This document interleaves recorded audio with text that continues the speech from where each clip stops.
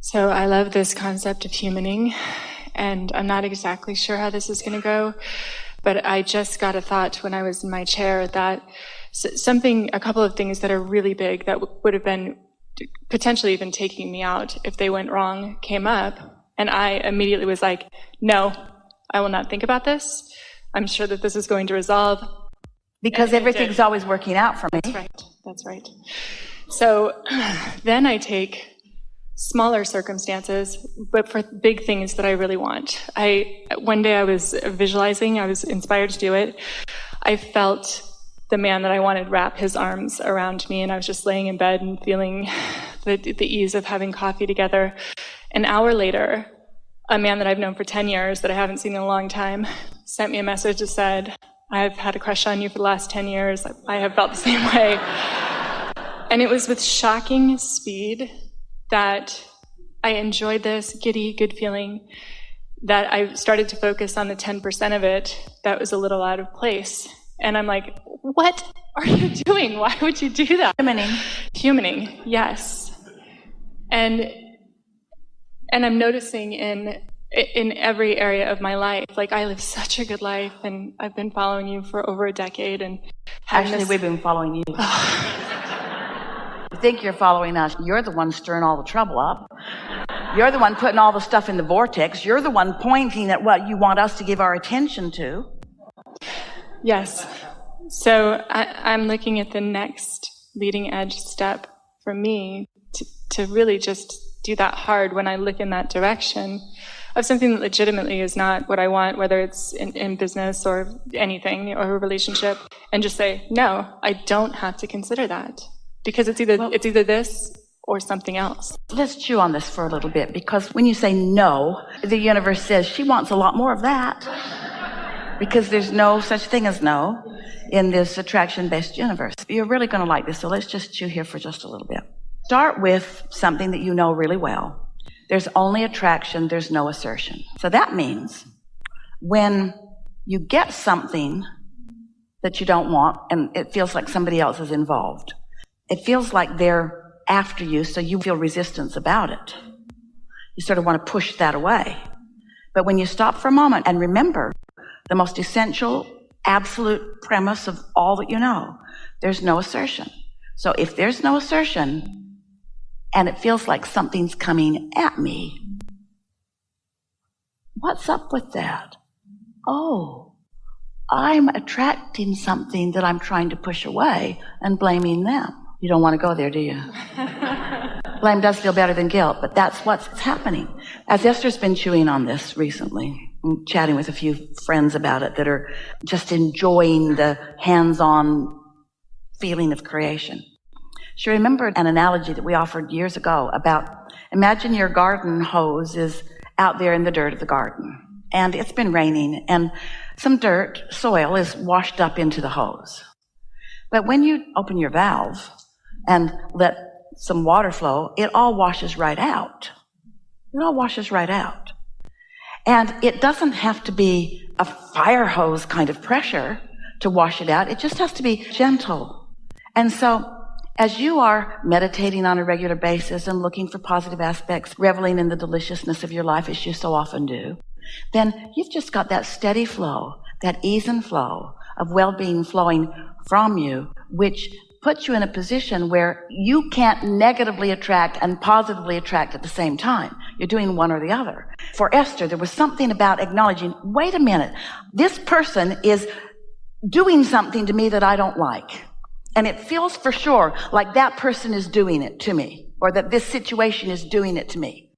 Until I remember there's no assertion. So if there's no assertion and only attraction, then my problem is that I've got this push and pull thing going. I'm calling something to me with my vibration that I'm not willing to own up to, and trying to push it away with my words, which I've always believed in because that's what humans do. Wow. So I'm attracting stuff I don't want, blaming everybody else for it when it's me doing it, and then trying to use my words to make it better. How's that working out for you? It never works, but understanding that that's what you're doing. So Esther began saying, I'm going to own my stuff. She used a different word. She got it from somebody else. I'm going to own my vibration. So things are going really well. She's like you. She has a wonderful life. But sometimes stuff happens that she feels uncomfortable about. And so she started thinking, now, wait a minute.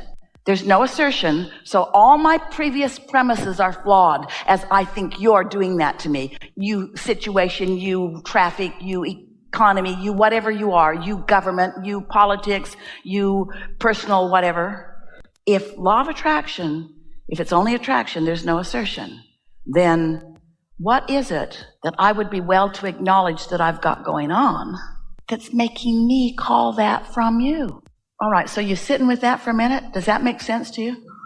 It's all you. You don't want it to be, but it is. It's all you.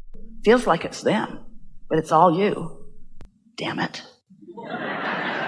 You'd like it to be their fault, but it's all you. It's all you. So what's going on? So how do the others fit into it? Well, you're on an island with them. So let's talk about some of the things that you might be feeling, what it is that you're feeling that brings this to you. So you want to play with us? Yes. Tell us something if you want that comes to you, and then together we will identify the vibration you've got going on that calls it to you. We'll help you to figure out what you've got going on vibrationally that is bringing this thing that you're not wanting to own. Amazing. So he's like, this whole long, you're sexy and beautiful and everything I've ever wanted, etc. And then we're texting, and then like just nothing for 2 days or something. And I'm like, what? Really? And then I make that mean all kinds of things. This one's going to be easy. Okay, good. Conversation opens. That moment when you were lying in bed in complete non-resistance, and for the first time in a while, completely lined up with what you put in your vortex. And then, because you completely lined up with it, your vibration had risen to the equivalency of what was in your vortex, and then the door opened and the conversation came from him.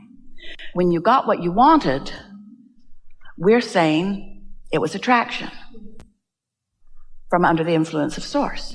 When you got what you didn't want, we're saying it's attraction. So for a moment you were open to what felt good, but then what happened? What happened is something didn't happen. So let's talk about, you're able to see the cause and effect of lying in bed, feeling aligned, and you saw the effect of that. Now, don't you want to acknowledge the cause and effect of your point of attraction for the other? So don't you want to own what's going on in your vibration? What is that? Well, I've had this before where it felt good in the beginning and then it doesn't feel good, and I don't know if I want to go down that road again. Those are the physical words that describe that vibration. What if there's someone even better? What if this is 90% really, really good and 10% eh? What if there's 99% really good? What if this isn't who I want? Doubts are starting to come because you're focused upon this cosmos of the vibrational. So what are you offering vibrationally? Insecurity. What are you offering vibrationally? Give us the emotional words. Insecurity was how it felt. Insecurity. Uncertain. Not unworthy. Uncertain. Too much. It's not my choice solely. There's somebody else and I'm uncertain. And what if he doesn't choose me, but I choose him? That's what this whole conversation is about. This whole conversation is going to lead to the discovery of how we get from each other what we are getting from each other and why. That really is what you're looking for, which is why you've attracted this experience, so that you can understand that, because you're interacting with people all the time. So earlier, as we were talking to you and we said, you got that? And you said, yes, we've got that. So then what we want to say is, okay, now you've got that. Let's see how we're fitting together with other people. Let's see what the other components of the other vibrational offerers have to do. In other words, it's always a vibrational match, isn't it? You okay? You with us so far? All you have to do in owning your stuff is acknowledge, my insecurity is evoking what from him? Insecurity. Defensiveness. If I weren't doing this, I wouldn't be getting that. If I weren't doing this, I wouldn't be getting that. So who's doing this to me? Where's the flaw? Where's the 10%? It's in you. It's not in him. I feel 90% sure of myself and 10% insecure. And why do you feel insecure? Past experience. Your inner being never looks back, so your inner being is not worried about you messing this one up. We're saying that playfully. this is a really helpful exercise. Let us just spell it out for you. When you're getting something from someone that you don't want, start by saying, wait a minute, it's not what they're asserting, it's what I'm asking for. All right, I'm going to get real with myself. What's going on in my vibration? Esther found something yesterday and the day before in her vibration that she has been denying for her entire life. And it showed up in an exchange with someone she loves. And suddenly, there it was for her to see. There it was, something that she did not believe that was there. An old thought that she used to think a long time ago that's still right there. And because it's there, the other person isn't even acting on a conscious basis often. Law of attraction's just got hold of them because you're running the show with your vibration completely. So what you want to say to each and every one of them is, I'm so glad to meet you. You're going to behave exactly as I create you to do. And they're going to say, wait a minute, don't I have free will? Not in my world. Let's clean that up. Of course they have free will, but most people are offering very sloppy vibrations. So when you start slopping up your vibration, then you start getting stuff that you don't want to get, and then you start looking for a different person. But you're going to find it everywhere you go if that's something that's still active in your vibration. Before we move on to the remedy, let's torture each other a little longer here. Because our friend earlier was talking about vibrational or emotional paradoxes.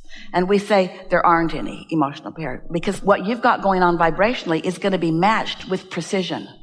So if you're getting something, it's coming to you as a precise match of something that you're offering. So if you're getting something that you don't want, then you've got a vibration that you want to adjust.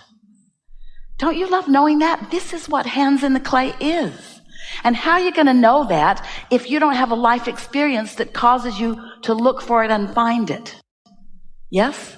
Because your inner being is not going to assert that knowledge into your experience. You've got to ask for it. You've got to attract it. Play with this a little bit, if you will. Let's identify some other emotions that don't feel good. And then let's talk about vibrational matches, emotional matches, and maybe circumstantial matches. Sure. Well, the insecurity, but like a lack of, just like the I'm not doing it right, a lack of abundance or a lack of knowingness. Find an emotional word for that. I feel ineffective. Someone said it earlier and you didn't want to hear it. Unworthy. It's not unworthy. It's more like incapable. Incapable? Yeah. I don't know what to do. I'm doing it wrong. I know what to do, but I am clearly not doing it. Otherwise, what I would want would be coming. I'm doing it wrong. What's the emotion that comes with I'm doing it wrong? Guilt? Shame, anger. Yeah. Guilt's the deepest one. Guilt. What are some perfect harmonic, emotional, vibrational matches to guilt? Blame. Mm-hmm. Oh, yes. Defensiveness. Yes. But the thing that we want you to hear is that when you feel guilty, you attract blame and then you feel defensive. So you're defending against your own emanation of vibration. Sounds exhausting. But it isn't, because once you get a handle, it sounds exhausting, but we're going to give you two options. You can figure this out, which we're going to do in the next few minutes, or you can train the whole damn billions of people on the planet how to respond to you. Let's go ahead and figure it out. You can start printing the pamphlets now. Here's what I need from each and every one of you. Here's my picture. When you see me coming, these are the things I need from you. Start with your personal family. That'll go well. These are the things that I need from you. Then branch out to your friends. You've got no choice. If you want to deliberately create your own experience, you got to acknowledge what you're doing vibrationally, which means what you're doing with your thoughts that is causing you to attract unwanted. That's it. That's not difficult. That's easy.